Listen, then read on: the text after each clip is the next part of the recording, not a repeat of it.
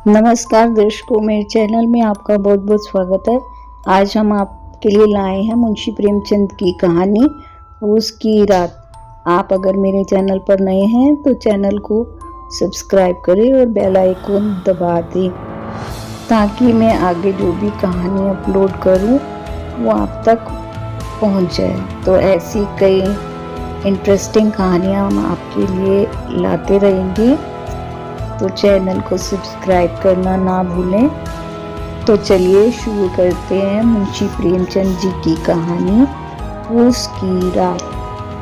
हल्कू ने आकर स्त्री से कहा, सहना आया है, लाओ, जोड़ पे रखे हैं, उसे दे दूं, किसी तरह गला तो छूटे। मुन्नी झाड़ू लगा रही थी, पीछे फिरकर बोली, 3 ही तो रुपए हैं, दे दोगे तो कंबल कहाँ से आएगा? माघ फूस की रात हार में कैसे कटेगी? उससे कह दो फसल पर दे देंगे, अभी नहीं। हल्कू एक क्षण अनिश्चित दिशा में खड़ा रहा। वो सिर पर आ गया। कंबल के बिना हार में रात को वह किस तरह नहीं जा सकता, मगर मानेगा नहीं, घुड़कियां जमावेगा, गालियां देगा, बला में जाड़ों में मरेंगे, बला तो सिर से टल जाएगी।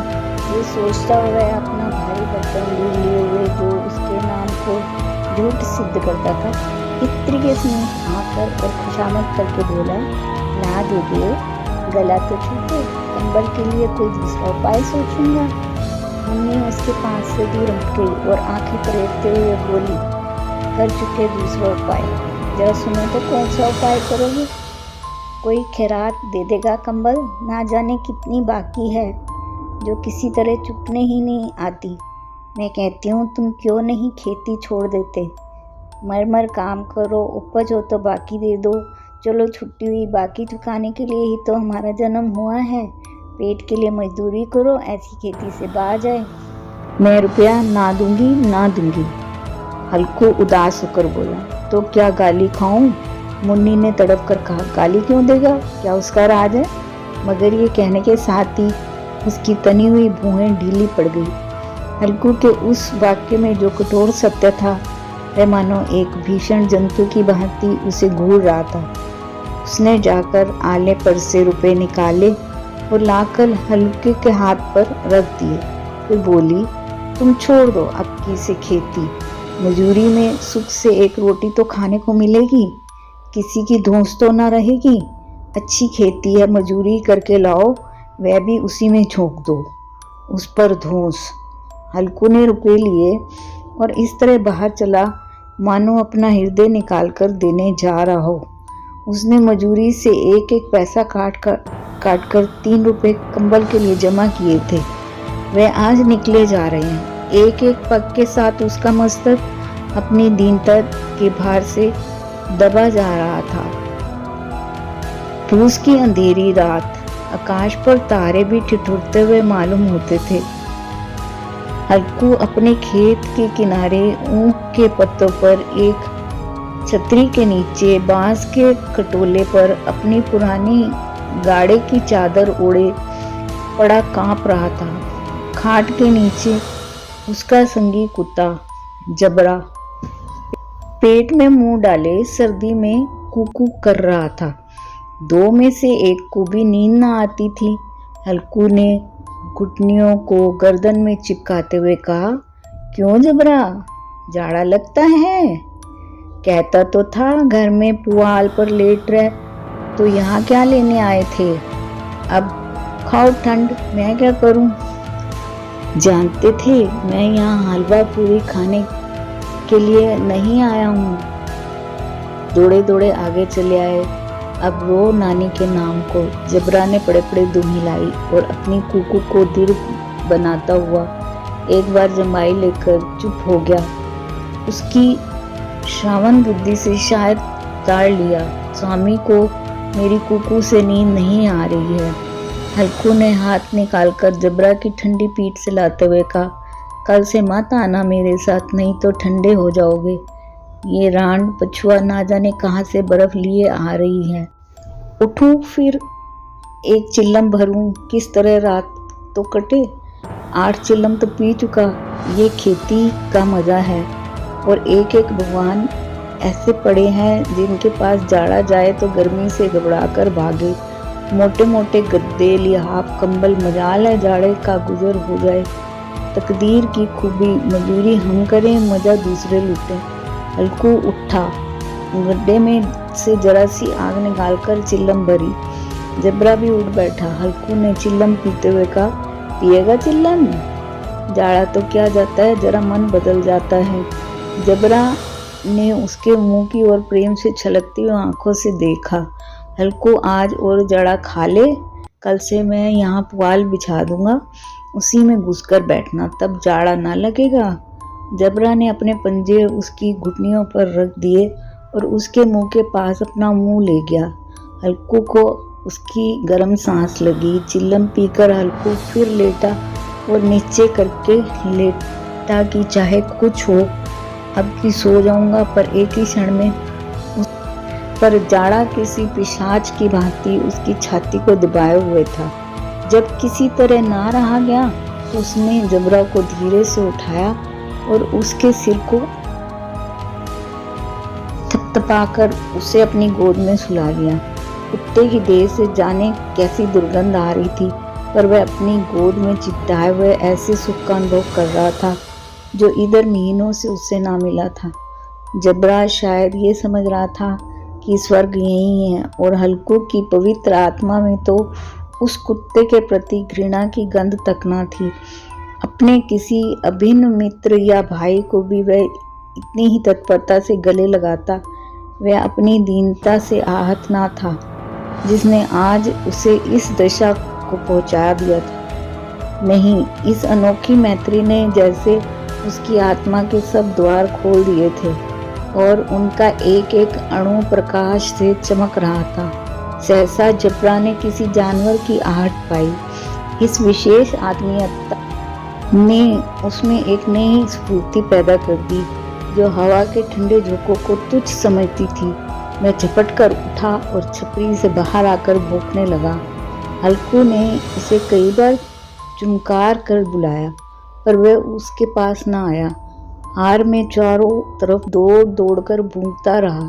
एक क्षण के लिए आ भी जाता तो तुरंत ही फिर दौड़ता। कर्तव्य उसके हृदय में अरमान की भांति ही उछल रहा था। 1 घंटा और गुजर गया। रात में शीत को हवा में धकना शुरू किया। हल्कू उठ बैठा और दोनों घुटनों को छाती से मिलाकर सिर को उसमें छिपा लिया। फिर भी ठंड कम न हुई। ऐसा जान पड़ता था सारा रक्त जम गया है, धमनियों में रक्त की जगह हिम बह रहा है।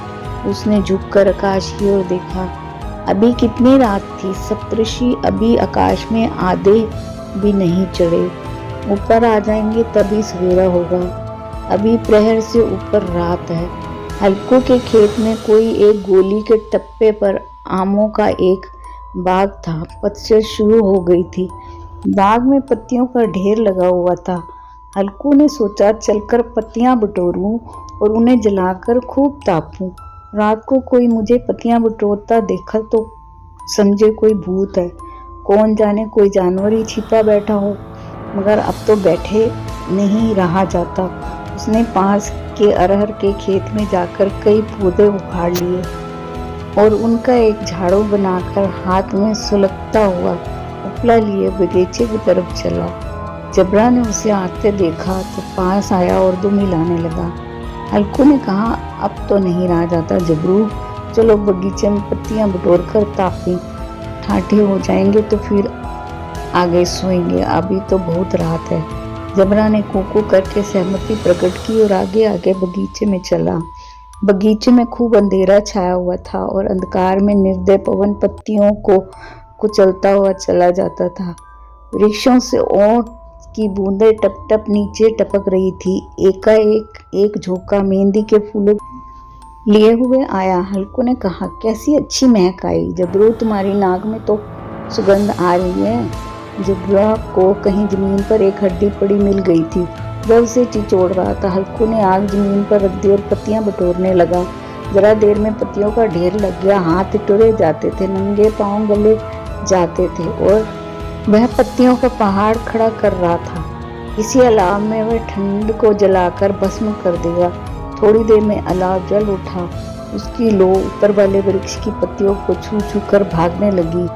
उस अस्थिर प्रकाश में बगीचे के विशाल वृक्ष ऐसे मालूम होते थे मानो उस अथाह अंधकार को अपने सिरों पर संभाले हुए हों। अंधकार के उस अनंत सागर में यह प्रकाश एक नौका के समान हिलता मचलता हुआ जान पड़ता था। हल्कू अलाव के सामने बैठा आग ताप रहा था। एक क्षण में उसने दोहर उतारकर बगल में दबा ली, दोनों पांव फैला दिए, मानो ठंड को ललकार रहा हो। तेरे जी में जुआए सोकर ठंड की असीम शक्ति पर विजय पाकर वह गर्व को हृदय में छिपा न सकता था।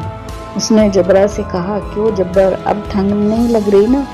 जब्बर ने कू करके मानो कहा, अब क्या ठंड लगेगी, पहले से ये उपाय न सूझा है। नहीं, इतनी ठंड क्यों खाते? जब्बर ने पूंछ हिलाई। अच्छा आओ इस अलाव को कूदकर पार करे, देखे कौन निकल जाता है। अगर जल गए तो बच्चा, तो मैं दवा ना करूँगा। जब्बर ने उस अग्नि राशि की ओर कातर नेत्रों से देखा। मुन्नी से कल ना कह देना, नहीं तो लड़ाई करेगी। ये कहता हुआ उछला और उस अलाव के ऊपर से साफ निकल गया। पैरों में जरा लपट लगी पर वह कोई बात न थी। जबरा आग के गिर्द घूमकर उसके पास आ खड़ा हुआ। हल्कू ने कहा, चलो चलो, इसकी सही नहीं, ऊपर से कूद कर आओ। वह फिर कूदा और अलाव के इस पार आ गया। पत्तियां जल चुकी थी। बगीचे में फिर अंधेरा छा गया था। राख के नीचे कुछ आग बाकी थी, जो हवा का झोंका आ जाने पर जरा जाग उठती थी, पर एक क्षण में फिर आंखें बंद कर लेती थी। हल्कू ने फिर चादर ओढ़ ली और गर्म राख के पास बैठा हुआ एक गीत गुनगुनाने लगा। उसके बदन में गर्मी आ गई थी, पर ज्यों शीत बढ़ती जाती थी उसे आलस्य दबोए लेता था। जबरा जोर से भूख कर खेत की ओर भागा। हल्कू को ऐसा मालूम हुआ कि जानवरों का एक झुंड खेत में आया है। शायद नील गायों का झुंड था।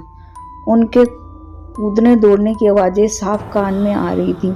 फिर ऐसा मालूम होता था कि खेत में चर रही हैं। उनके चबाने की आवाज़ चरचर सुनाई देने लगी।